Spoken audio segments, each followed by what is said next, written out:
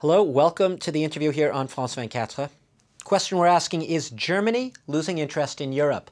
Now, a generation after the fall of the Berlin Wall, Germany is once again dominant on the diplomatic stage in a way that would have been unthinkable in recent years past.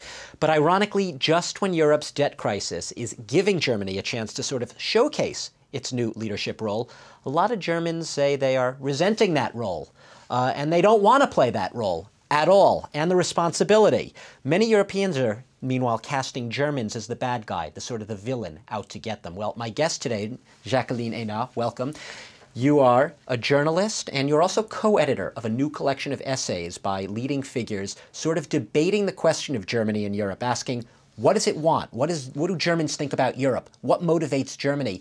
And why do we all have such a hard time debating these questions? Thanks for being here. I want to start with the issue that really emblemizes, crystallizes for many people Germany's attitude right now to Europe, and that's Greece. Mm-hmm. We've been seeing the very loud and often violent riots and scenes on the streets of Athens.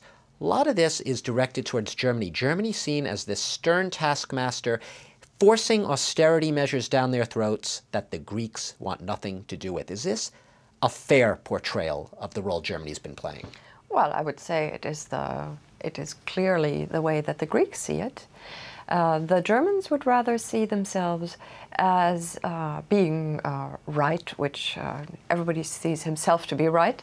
They would see themselves to be right insofar as there is no possibility to do anything else, any structural politics, any promotion, how to liberate growth, how to attract investment, if you do not get your homework done first, which is cleaning up the budget and creating some sort of state system that will carry economic politics into the future. But can you make the case, many people would say Germany is taking this to such an extreme that in the name of this belt-tightening, they're not taking any of the human factors into account.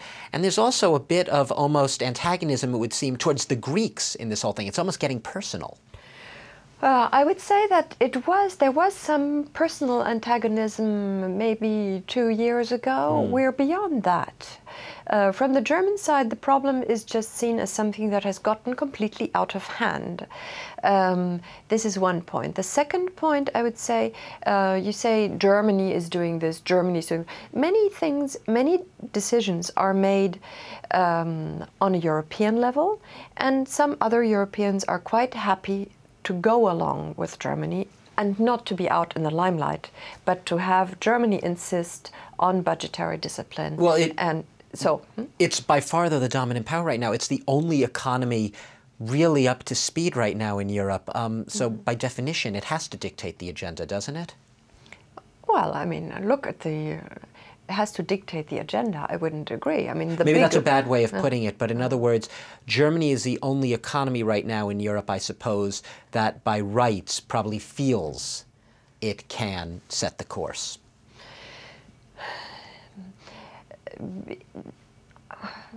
I don't think that Germany sees itself as a country that wants to. I really refute this word "dictate." Okay. I don't think that we should. Okay, we made it softer. Yeah. Okay. Set the course. Set the course. Easier way of. Yes, there is an attitude of either you do it our way or you do it our way. So it's a bit tough, obviously. But on the other hand, there is big exasperation with the fact that so little happens in Greece. The money is there, but the decisions are not carried through. So this is really a point of interrogation and of deep worries, I would say.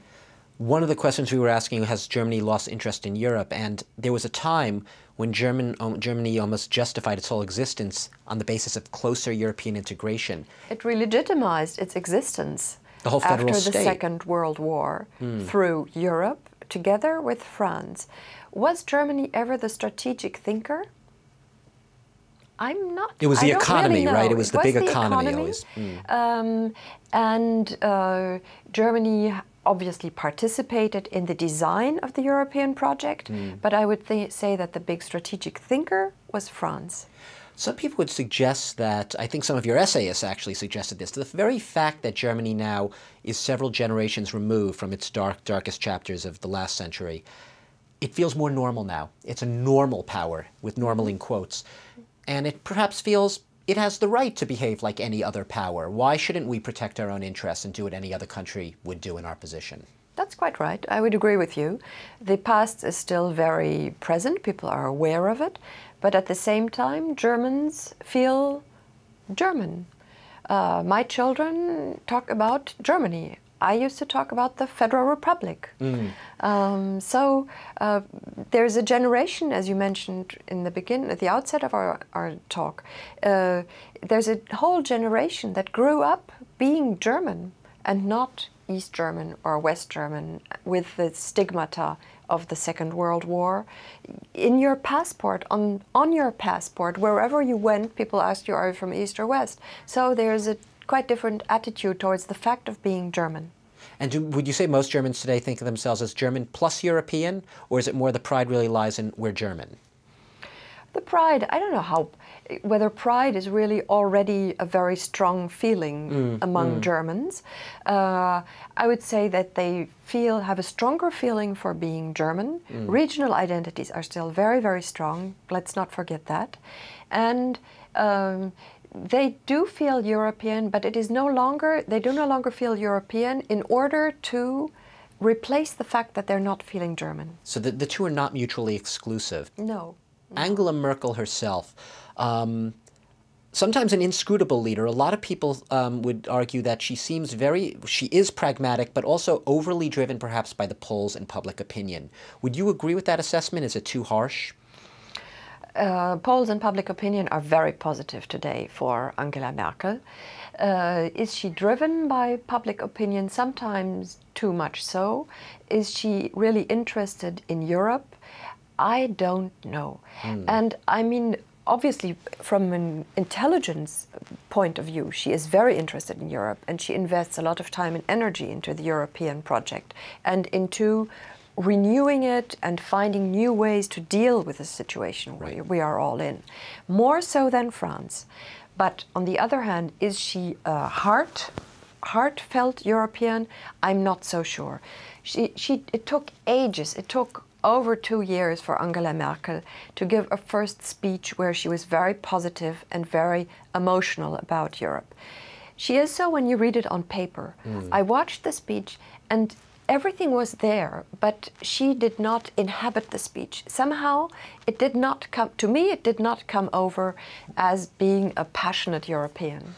A passionate European. One of the essayists in your collection, Henrik Enderlein, he argues it's the role of any, and he used the word intelligent German government, to try to convince the German people that Europe is really in their interest. Closer monetary union, saving the euro, is in their interest. Is Angela Merkel effectively making that argument right now?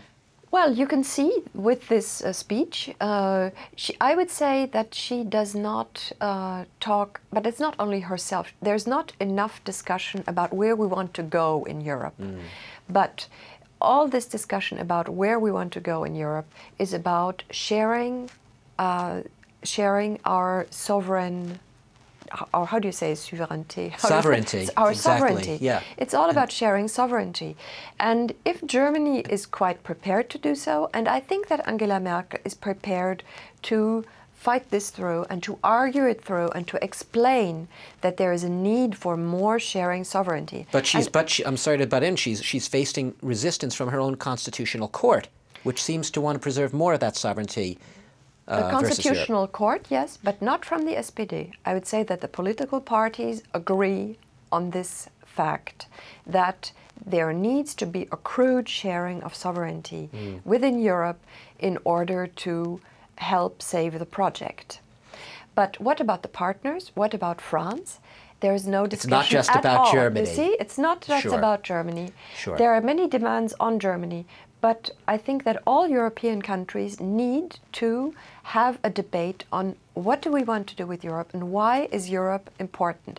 And looking at the French presidential debate, I would wish for some more debate on Europe and what to do and where to engage. It is interesting, in the little time we have left, bringing it back here to France.